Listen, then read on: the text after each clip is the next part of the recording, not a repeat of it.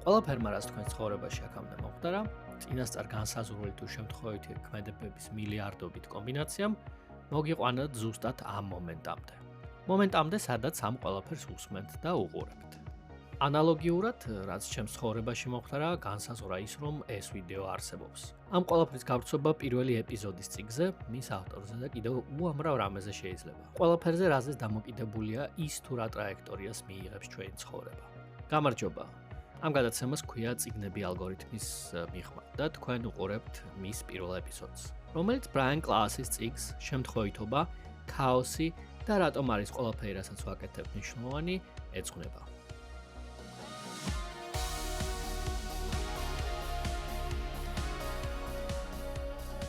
კლასი პოლიტიკური და სოციალური მეცნიერებების მკვლევარია და მისი მთავარი ინტერესის საგანს პეპლის ეფექტი წარმოადგენს. ამ წიგნის ავტორის აზრით შეუძლებელია გავიგოთ თუ რა კანონები განსაზღვრავენ ჩვენს ცხოვრებას ქაოსის თეორიის, ანუ იგივე პეპლის ეფექტის გააზრების გარეშე. ამ აზრის საილუსტრაციოდ მოვიყვანოთ ის მაგალითი, რომელსაც კლასი თავის წიგნში ახსენებს. რამდენიმე წლის წინ საბერძნეთში მყოფი ტურისტი ჩრდილოეთ მაკედონიიდან სახელად ივანი ზღვაში შევიდა. შესვლიდან საგანგაშოდ დიდი დროის გასვლის შემდეგ მისმა მეგობრებმა მაშველებს დახმარებას სთხოვეს.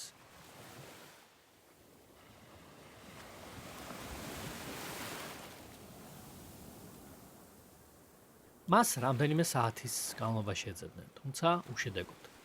ცხადია, ასეთ ვითარებაში ზღვაში შესული ადამიანის გადარჩენის იმედი ცოტას თუ ექნებოდა. თუმცა 19 საათში ივანი ერთ-ერთ ნაპირზე გამორიყული და რაც თავარია, ცოცხალი იპოვეს.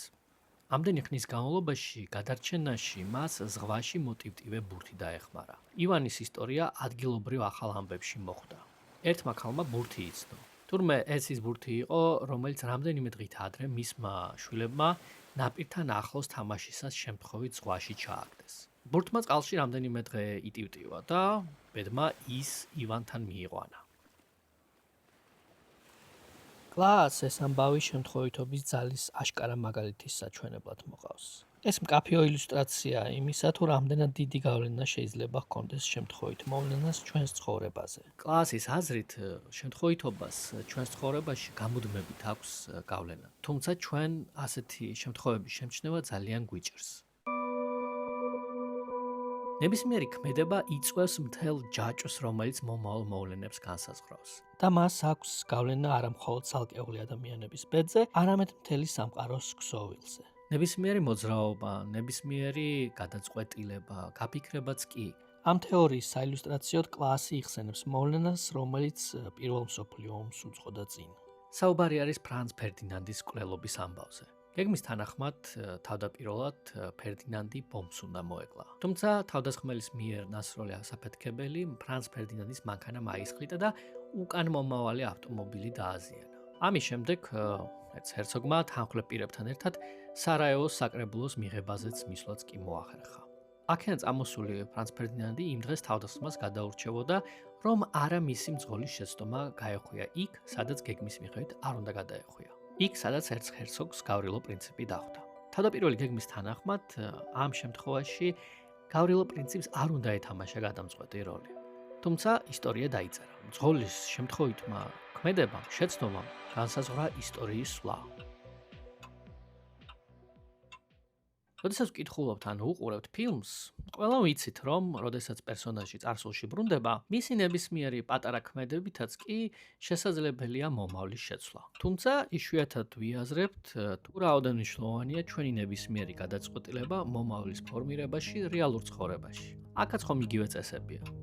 კლასი ამ აზრს სოციალურ, ეკონომიკურ და პოლიტიკურ საკითხებზე ავრცობს და ეჭვის თვალით უყურებს ექსპერტებს, რომლებიც ხშირ შემთხვევაში მზად არიან წინასწარმეტყველოვან მოვლენები, მაშინ, როდესაც მათი განსაზღვრა უამრავი ცვლადის და შემთხვევითი ფაქტორის გამო პრაქტიკულად შეუძლებელია.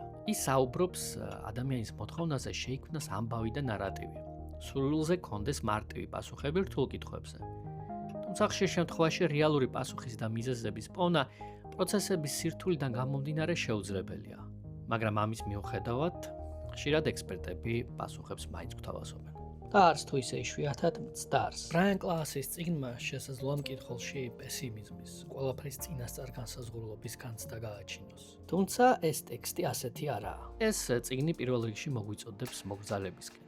და იმის აღქმისკენ დავინახოთ ყველაფერი ის, რაც სამყაროსთან გვაკავშირებს. აქ გამოთქმული თეორიის თანახმად სამყარო ერთი დიდი გობელენია, სადაც ყოველი ადამიანის ქმედება განაპირობებს სრულ სურათს. რადგან მის ქსოვილში ყველაზე მინიატურული ცვლილებაც კი რადიკალურად განსხვავებულ სურათს ქმნის.